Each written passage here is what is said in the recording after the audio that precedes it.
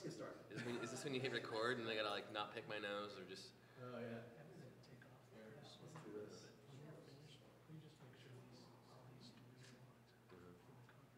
Yeah. Cool. Thanks so much. Yeah. I got the keys right here. Thank you.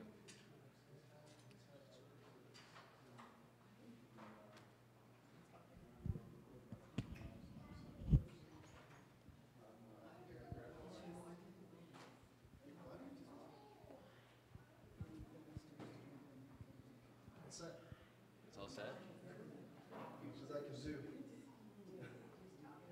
do. I just stood over here because my head was like taking over the... Oh yeah, that's fine.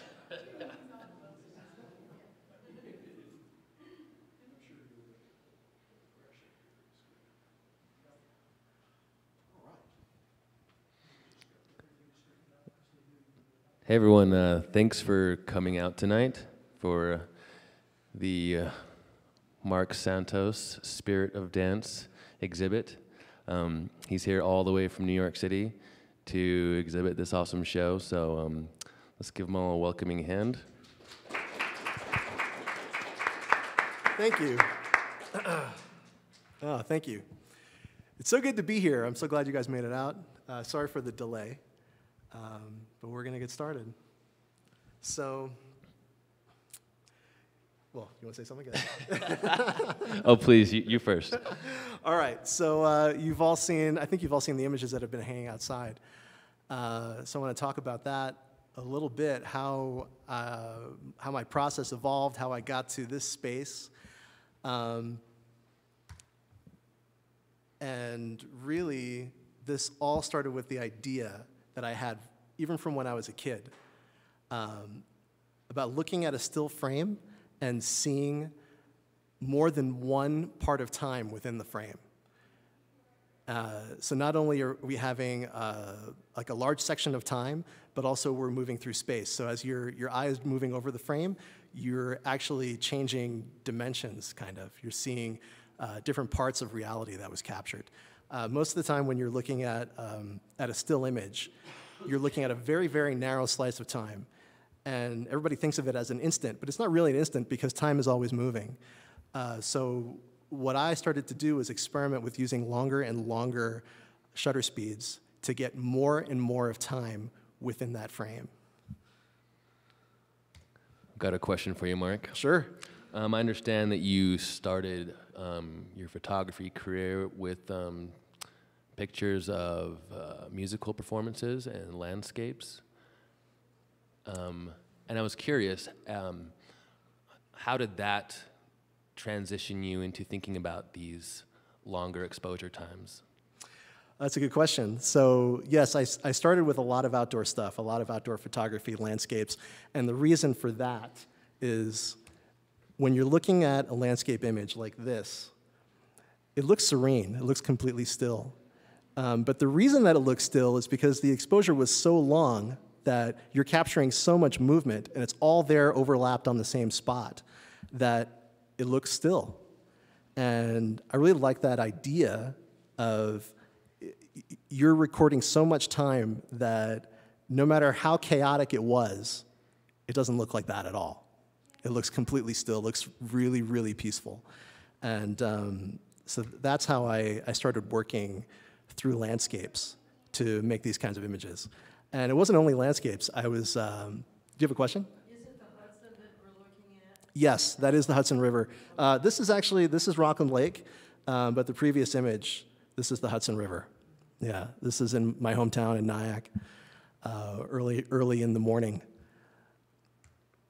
Rockland Lake. I also started doing, I don't have pictures to show you, but I was making long exposures of things like traffic. Just watching cars go through the frame. You can record the lights going through the frame. And I really, really enjoyed that. Because again, sitting through traffic is terrible. But looking at it in a still image is really beautiful. So I was drawn to that idea. And that let me go on to other places like fireworks. So the question I got for you, Marc, is so how did landscape and different photographs you were taking lead you to an idea of taking images of dancers? Oh, so it was a journey. I didn't come across dancers right away. I definitely started with outdoor stuff, landscape stuff, fireworks. I have so many fireworks images, I'm thinking of doing an exhibit of just fireworks images. And other things outside, like this. This is the solar eclipse that we had over the summer. And here I started to experiment not just with long exposures, but with me moving the camera. So this was all the process, going through all of these different things. And while going through that journey, I started to now experiment with people. And I have a background as a musician also. I have formal training as a saxophonist. I play as a jazz musician. I used to make my living as a saxophonist in New York City. So I was really drawn to photographing live performances. And I love the energy, especially in jazz, because it's all improvised, and you don't know exactly what's going to happen. And I loved that, recording that energy. So I started photographing musicians to help me get through that process. And I did it quite a lot. This is my sister. This is my sister, Patricia. She's soon to be a world-famous cellist. And this was the cover for her EP. Several other musicians I photographed, saxophonist Eric Lawrence, Jesus on the Main Line, several things around New York City. And all of these I've been experimenting with motion.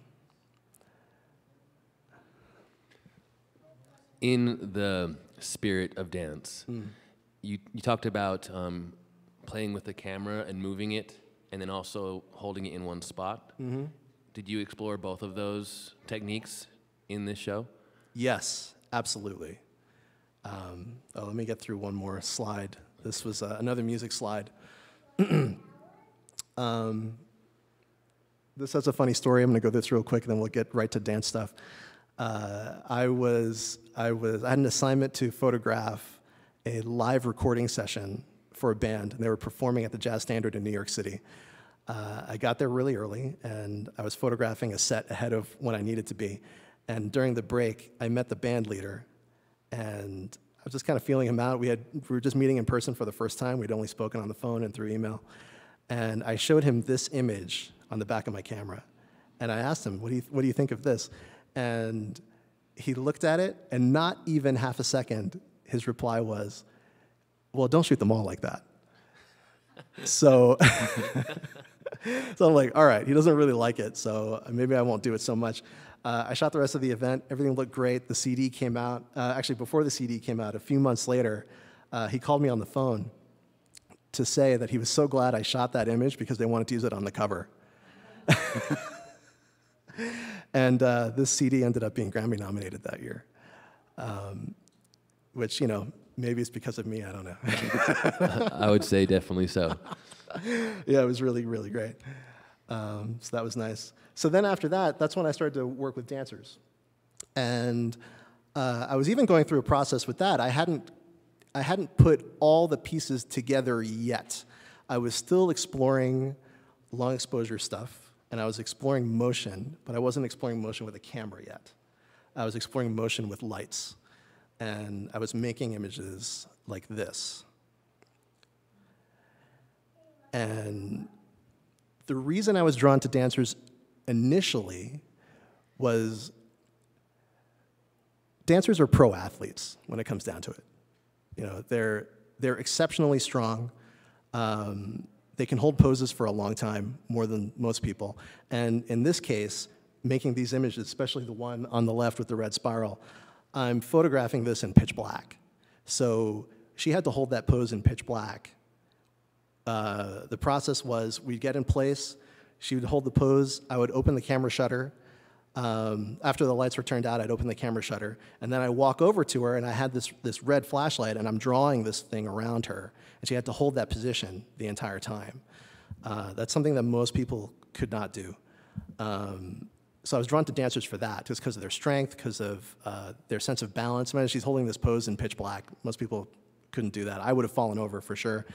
And especially if you're looking at this next one, we went through so many of these poses, And if you look at her feet, like her feet are not firmly planted on the floor. The amount of strength required to do this, to hold this for several minutes, would not be something that most people could do. So that's how I was drawn to dancers initially. And then it was after that when I started to think about the motion of dancers. I was like, hey, I'm working with all these dancers. Why don't I photograph them while they're actually doing what they're trained to do and what they love to do? So that's how I got to it. Thank you. I got another question. I'm seeing so many colorful images, and we look out there at the Spirit of Dance, and it's black and gray, black and white, the grayscale. And what was your reasoning behind that? Good question. So the reason I shot all of this work in black and white is that I wanted the focus to be on the movement. And a lot of times these dancers are wearing costumes that are very, very colorful, and I felt that it kind of detracted. I wanted to show the motion first and not the costumes first. So I decided to shoot black and white. And by the way, I'm not converting to black and white. I'm actually shooting in black and white.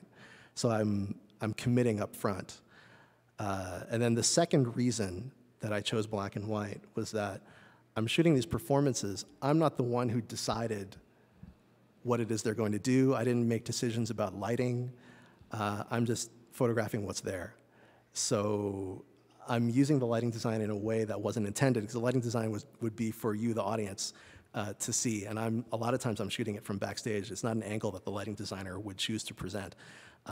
So I'm kind of appropriating their work in a different way, and I opted to shoot all of that in black and white.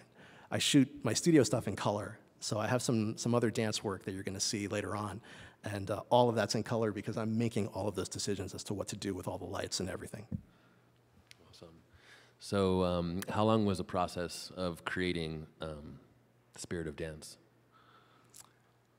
The process to create this work started about 2 years ago. I started going through all this other stuff that I had just shown you, and it was 2 years ago I met a lot of dancers at Hunter College. I was working at Hunter College, the Sylvie and Danny Kaye Playhouse, and I met dancers from the dance department there and started photographing them, started photographing their performances, and that's what led to this work today. Okay, and that's because these friends you made, they were in the ballet. Some of them. Hunter is mostly a modern dance school, but definitely through some of those dancers, I started meeting ballet dancers, and I started meeting other photographers. There's one photographer in particular I met named Rosalie O'Connor, and she photographs for American Ballet Theater. And we had the ABT studio company at Hunter College for a little over a week. So Rosalie was there to photograph them. That's how I met her. And she was very, very supportive. I showed her some of my work, and she was very excited about it. And she gave me a lot of insight about photographing ballet, because it was something that, well, I don't have any ballet training. And I realized looking at her work that I will never get the insight that she has, because she danced for ABT for 10 years. She was a professional ballet dancer. So I was very grateful to her for that. And I met a lot of other ballet dancers through her and other dancers through Hunter.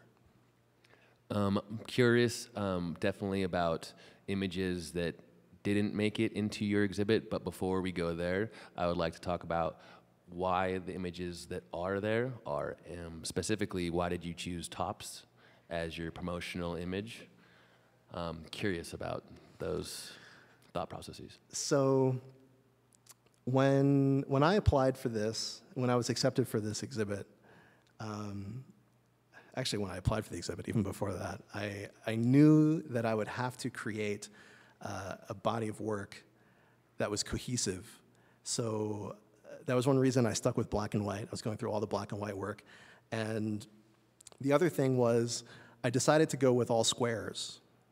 I had been making a lot of images for Instagram, and Instagram is mostly squares. They changed it now. You can do whatever you want, but I like the idea of being told what format I had to do. So So I was using that as a inspiration. And when I was making all of this work, Tops, the one with all the overhead view of the ballerinas and tutus, that one consistently got a lot of positive reaction from people. Like, whenever I would show them that particular image, it would usually stop whatever they're doing. Whatever they were talking about, they would stop in mid-sentence and just stare at that image. So I knew that was a strong one to use as a PR image.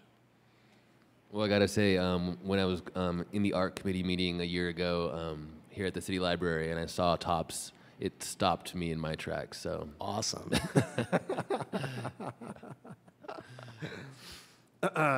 So, are there any questions so far? Oh, my father was a photographer in the office of the press secretary in the Philippines. He was officially, he was part of the presidential photography team. He was officially signed to the First Lady of the Philippines. This was President Garcia, the president before Marcos. He made his way through the Philippines with the president, photographing all over the country. And then once Garcia finished his term, he continued to travel around the country. He had all of his negatives from that time. And he would like knock on a governor's door and say, hey, I have this picture of you and President Garcia. And the governor would say, oh, come stay at my house, use my car. You know, that's how he traveled around the Philippines.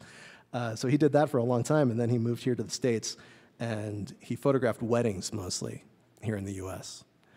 And he got me my first camera when I was 6, and that's how I got started.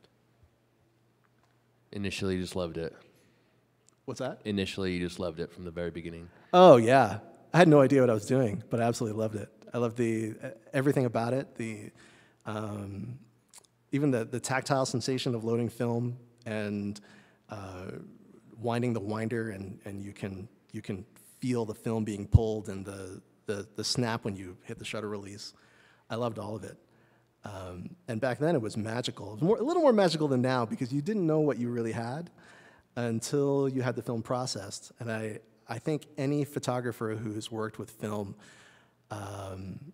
will always remember the first time they're in a darkroom and they see that image come up. And that's a very, very magical moment. And I think we all remember it, and we carry it with us all the time. So what's the ratio from images shot to images selected? That is a very good question.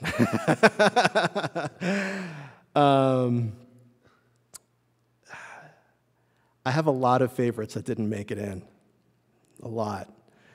And I went through a period of time where when I was working on this specific technique that's being shown here, my hit ratio was very good. Using these long exposures is something that most photographers don't want to do. It's very risky. It's hard to pre-visualize exactly where you're going to be. And it's still a challenge for me. But I got to a point where I had a lot of keepers. You know, to give you an idea, when I first started, if I made 300 frames at a dance event, I might keep 10, maybe. I reached a point where I was making over 500, and I was keeping over 100. Like, 100 really solid, looked really good. So I had a lot of favorites going into this, and I had to spend a lot of time looking at all of them. I only had so many images I could submit. I think the maximum here was 20 for this gallery, and I only submitted 17. I actually ran out of time. I had more images I wanted to do, but I just ran out of time to get the submission finalized. And it was a tough process to figure out exactly what I wanted to show. Did you, by chance, bring any slides here of the images that you wish were in the exhibit? Why, yes, I did. There's one in particular. There's one image that I absolutely wish I had in, and it's this one. Are the dancers pre-choreographed, or are they improvised? A lot of them are choreographed. And some of them are improvised. So I think my time as a musician, as an improviser, gave me some insight. I never felt threatened by the fact that I didn't know what they were going to do. I felt that I could follow along pretty well. And if it was something choreographed, the more that I watched it, the better insight I had, and I could make better decisions as to when to photograph. Yeah. Sorry, Winston? Marc, are most of these dancers that are dancing specifically for you, or you are there photographing a performance or rehearsal that they have going on and you just happen to have access? Yeah, I'm photographing performances and rehearsals mostly. Actually, I think every piece that's shown here comes from a rehearsal or performance. That was not for me. It wasn't something that I set up. I had pretty good access because I was working in the theater as a stage technician. So I got to meet everybody backstage. Everybody got to know who I was, and everybody was comfortable with me photographing them. And that's how I got some of these angles too, because you can't get these from up front. I'm getting these from the side. I'm getting them from extreme up angles. They're all lighting that you wouldn't see otherwise. So whenever I do stuff on my own in a studio setting, I have to recreate this, and it doesn't look the way like if you were going to watch me do it, it wouldn't look the way it would at a dance performance. Yeah. So your question. Have the Hunter College Dance Department at American Ballet Theater bought some of your images to use for their own publicity? Hunter College Dance Department has. Yeah. ABT, not yet. They have a whole number of photographers that they use, and they're using them right now. And I'm trying to get some conversations going. Yeah. Yeah. You mentioned in your artist statement that removing pixels is something you rarely do. Why is that? Can you explain more of that process? Yeah, a lot of my inspiration comes from watching photojournalists. I really admire photojournalists for everything that they do. They travel around the country, they travel around the world, and they're mostly seeing people in tough situations, tragedies. You know, some of what's happening today, like the volcano in Hawaii, you know, any war-torn areas. And their job is to present that situation to us so that we can understand what happened.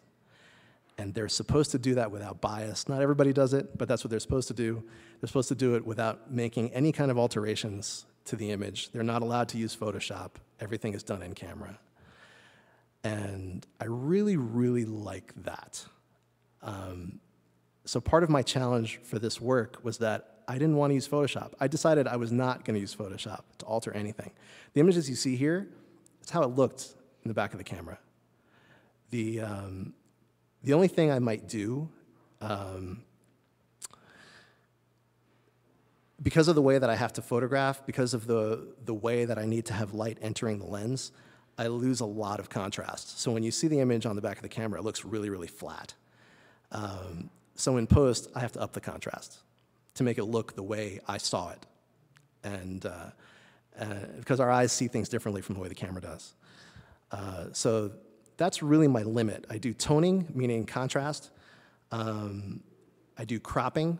So I'll select, all right, dancer's gonna be in the frame, but maybe I don't want like the trash can on the other side of the stage in the frame, you know, so I cut that out.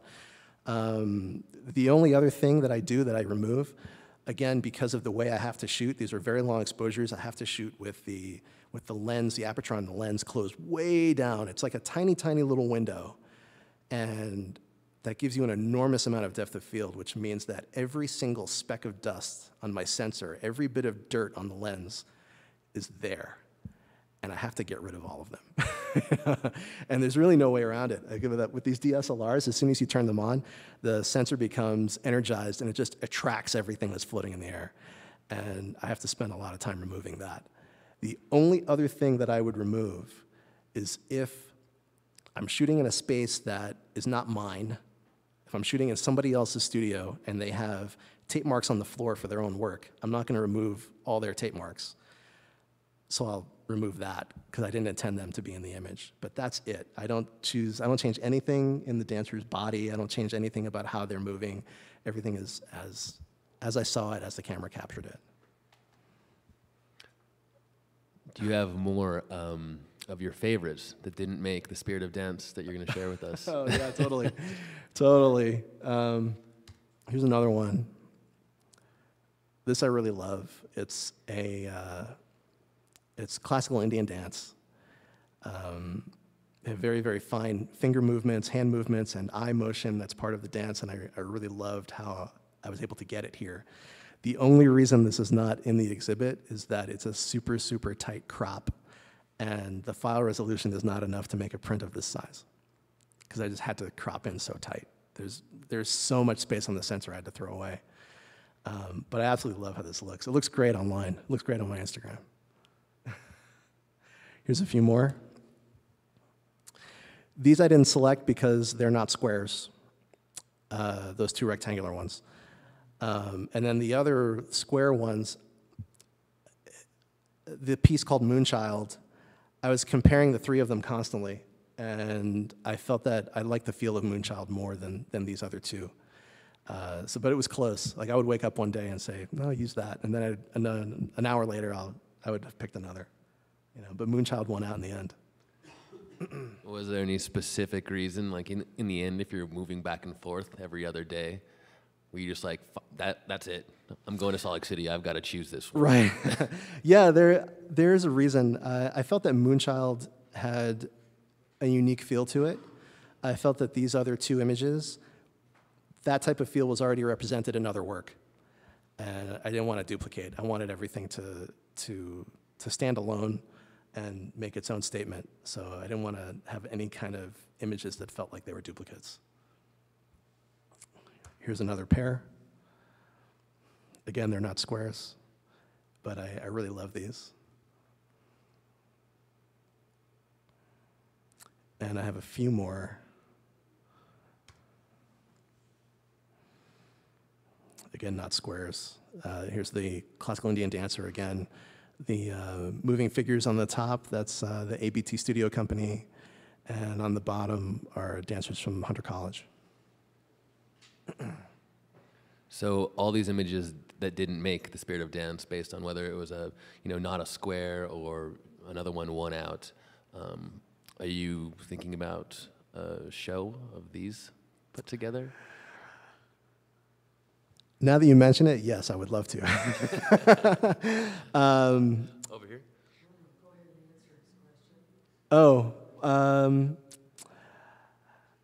What I'm planning to do with these images that didn't make it in, I have a photo album that I'm creating right now as a reward for the Kickstarter backers who helped me to have this exhibit funded. And so several of these images are going to be in that photo album. That's going to be the first place that they'll be shown. You had talked about the American Ballet Theater having a lot of photographers, and I imagine that's the same for all the ballet companies around the world. But how many of them are interested in your motion within a frame concept? I just think it would be so appealing. Thank you. I hope so. Expressing, I'm really interested in the group pictures out there because it shows how much they practice to be in synchronicity and how, and it's an organized kind of form, it's not as free-flowing as some of your single dancers are, and yet it spoke to me. I used to take ballet when I was little, and so I've gone to ballet all my life as from the audience, so this exhibit is just so appealing to me. And I think of all the ballet companies around the world that we could do such wonderful things for them. Oh, well, thank you. I appreciate that. Yeah, I hope that works out. Any other questions? Do you have a question, Dave? I sure do. So, where are you going in the future? Where is the spirit of dance going to take you? What's happening next? But first, do you have any other images that didn't make the cut? I think this is all that I have to show for right now. I can do a slideshow a little later. Maybe after we're done with this, I can put a loop up of several other images that I've shot that I don't have in this PowerPoint. So I can do that later for people if they would like. So where I'm going next. So I've gone through this whole thing with long exposures and then adding people to long exposures and then adding camera movement to the long exposures. So the next thing that I'm working on is taking the movement of the long exposures and adding a really, really sharp edge to it so that you can clearly see somebody who's in the frame. And that looks like this.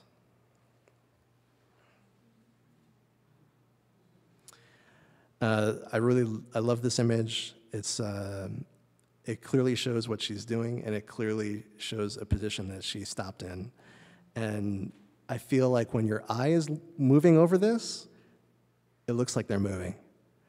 And some of the others show that a bit more. And it feels like there's motion within that frame, even though it's completely still. So curious, what makes you decide whether or not you're going to shoot in a square format or rectangular? Square format for me started with Instagram. I liked that idea, and even though they changed it so you can do whatever you want, I think as an artist it's nice to have constraints, and some of your best work, your best decisions will come about when you're told, okay, you have to adhere to this. And so that's when I really started to fall in love with shooting squares. And I think about squares all the time. Even on my phone, I changed the focus guides on my phone to be a square. So I really do it a lot. Instagram is so influential. Oh, on Instagram, it's @Pixmarc, Pixmarc. That's Instagram @Pixmarc. Yeah. Cool. So these images you're showing us here, is this a sneak peek into your future exhibit? Yeah, this is absolutely something I'm going to do next. And please do share. Do you have a name already lined up? I don't have a name yet.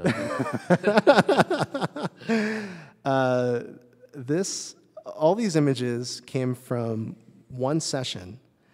There's a dancer who reached out to me over Instagram, and we were trading emails back and forth, talking about different ideas. We finally met for coffee in the city, and we had a fascinating conversation. She's an amazing dancer. She's also an amazing artist. Her drawings are beautiful, and looking at her drawings, I could see that she absolutely understands light. She understands light in a way that a photographer understands light, the way that a painter understands light. So we talked about these things for a long time, and then finally we got together, we set up a time, we went to a studio, we shot for hours. And what I'm showing here is only a fraction of what we came up with. There are so many great images. And this isn't even what we wanted to do. We had technical limitations within the space, so we have to set time to go and do it again in a different space and actually do what it was we set out to do. But what we made, I really, really love. And this is a jumping off point. And we're gonna jump from here and go into the future. So what took you back to color photography after the Spirit of Dance? Because I was choosing everything. When I'm photographing all the performances, it's somebody else's, it's another lighting designer, it's their work. There's somebody picking out all the costumes. But when I'm working in studio space, for me, I'm choosing everything. I'm choosing where the lights are. A lot of these images, I'm actually mixing different kinds of lights that have different color temperatures. It's all my choice. You know, so for that, I decided I'm going to do this in color, just so I can show everything that's being put out there with purpose. Do we have any other questions from the audience? Here's a dumb question. There are no dumb questions. Shoot just the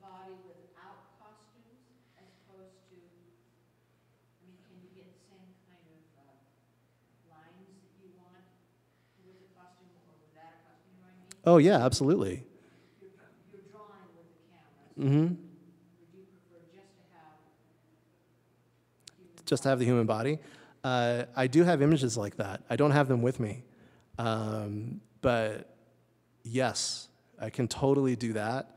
It is, it does have a different feel to it. And it's a feel that I really like. A lot of the dancers I've worked with so far, they feel really drawn to it also because they're moving so much that it's hard to make out the human figure. I mean, you know that it's a person, but you don't see every detail. So there's a question as to whether they're actually nude or not. There is a performance that I photographed where the dancers started off clothed and then ended up completely nude. And I don't have any in this PowerPoint. And I shot all of that in black and white, but it is fascinating. They, during the dance, somebody was bringing to them long sheets of brown paper, probably 15, 20 feet long, and it's being passed out to all these dancers, and there's more than a dozen of them, and they're all ripping the paper up and throwing it all through the air. And I have these images of that. It's so hard to figure out where a person is and where paper is, and the way everything is moving. I'll have to see if, I don't have it here, but it's absolutely fascinating. And I would love to do that more. It's definitely something I have planned for the future. Can we see a sneak peek of that? Like if we get into our phones and check out Instagram at Marc Pics? I think there is one Marc. on Instagram. Okay. You might have to go back maybe a year. You have to scroll back a ways. But there is something there. I'll have to find a way to share something with all of you later. Thank you. Any other questions? Is that about it? Yeah. So thanks again, everyone, for coming. Sure. Yes. Have you photographed animals in a similar way? Not animals specifically. I've photographed a lot of nature this way. I've experimented a lot with moving a camera outside. And I know that in some cases there were animals in the frame, but I've not explored that specifically. That is a good idea, though. All right. Thanks again, everyone, for coming. Another round of applause for Marc Santos in the spirit of Thank you so dance. much. Please join us in the art gallery for some refreshments. And Awesome. thanks again. Let me set up this slideshow, actually. Oh, it's on the other laptop. I can do it.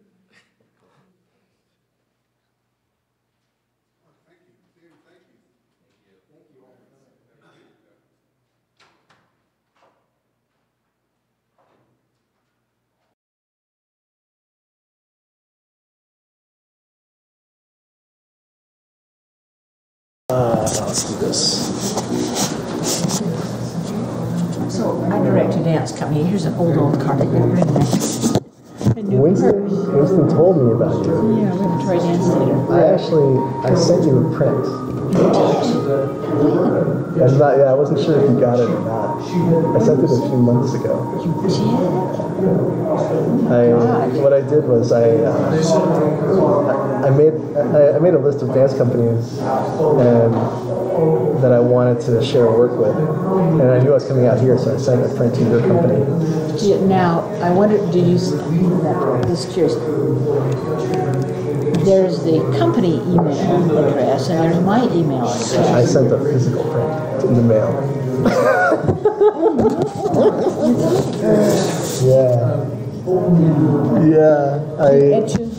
I have to go back and look at the address. I searched online. I searched online for an address, and I sent a print probably back in maybe January. Oh, that's a good question. That's fascinating. And of course, And the way I did it, I mean, it is. my plan was to send that print, and then I was going to send another one. I wanted it to show up like a month ago, Excuse to talk. as I knew I was getting close to coming here. But things happened, and I wasn't able to do it. And I was like, oh, I missed an opportunity, you know. At some point, we have a relatively major. Did you get the book? Library. I did the book. The book. What's the book? I gave, you guys, you have it. I sent Winston a photo album to give to you. Took it rather That has some seriously of the along work. with. Where's my book? I have to be honest, I think I've seen you once since I got it. Oh, I know. We have not, I've seen Ivan a bunch, but I haven't seen you for a while, but I have it, so we can, This is very curious. I want to know where that print is. It's an 8x8 print, and I signed it. That's great. Linda's generally modest, but she may not tell you that this dates from 1966. Oh, Wait, yeah, what? yeah, our company. Oh, Well, wow. and my Started in the mid-60s. relationship.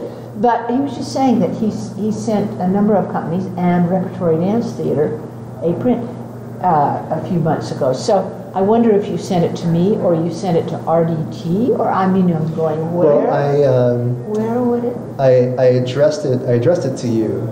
Yeah, I even remember writing out like executive director. For heaven's sake, I had trouble printing it on my computer. It simply, I don't know what the word is, extruded 2/3 of the image off the frame, and I had to save it, then alter the format, and then I could print Which it. image are you talking about? Oh, maybe one not from that one, but the one on the Spirited Dance poster. Okay. Yeah, I mean, it lost the text and quite a few things. Oh, yeah. it would have been the PDF or whatever it was, whatever the format was Yeah, of probably. the hand flyer. Oh, I see, yeah. Was there a letter with it or just a print? Just I a mean, print. I was trying to be mysterious. I had it wrapped in I had it wrapped in paper, and the only information that you would have had would have been my name and return address on the envelope, and then I signed the print. That was For it. heaven's sake. Well, you can go back and look. in the Well, records. Monday I'm going to look on my desk. It was a stack. Oh, sure, but yeah. that's- I had a dark. Was it so mysterious? It scared me, and I don't. And I took my Nikon extremely seriously. I was really, my whole plan months ago was, oh, I'm going to send this with no information, just my name on the envelope, and then I'm going to send another one a few months later, and it'll have information about this show. But it dates. That was the plan. Because And I didn't follow the through. darkroom work I did was chemical. Well, I apologize. I'll have to get to the bottom of that mystery. I mean, something that beautiful. I mean, I wouldn't throw it in the. And of course, Where, what Korea where is it and what? thousands of images. You know, I wonder because I mailed I miss that out world so probably much, a but I dozen don't miss different companies, the computer. and I've not heard from any of them, but I know that everybody's busy, Yeah, especially around New York, and Marc alluded they don't to know it. me, you know. They're like, where did this print come from? You know. I've done photography years, but I used to really, I lived in Mexico, I used to love to take. And it was always fun to go through. Roll 30. So subtle that. Then to see. So my plan may have backfired. Well, as I say, I'll have to go through. Did I put it in the mystery stack? I do have a mystery stack, or sometimes people will send me things, and I will, They take thousands upon thousands. like It's they don't even brochures or Sure, something yeah. like that, and I take them and put them because I love to go back and look, oh, look what they're doing in terms of I design. think that's blah, something blah, that the blah, blah. digital and the computer allows So you to do. maybe it's one of those. Very well. I like it, it's, you know, especially Well, your now. work is just so, Where are you so from exciting. Like New York, it's Nyack, New York. Aside from 20 miles mystery, north of New York City. Your PR work was just terrible. Yeah. In New York City. But now I feel terribly guilty. I've got to get to the bottom About of 3 it. miles, halfway between the city and West Point. Yeah. I've been. But the first thing upstate Ivan on said after we went up, he industrial said, ecology I wonder if projects he's got a, Things like that. he's got a portfolio, or is he doing I can't remember a the name book? of the and town on just and on. offhand. I have an ongoing, It was kind of a big it's like an deal ongoing in the project. sense that Yeah. you know. There was an IBM plant that You know, had actually, I been think shut down. if you want to look, I and we think I were have some challenged stuff I with can show you. I'm realizing now that different Boy, this live stream did not work. Oh, we're down in the basement.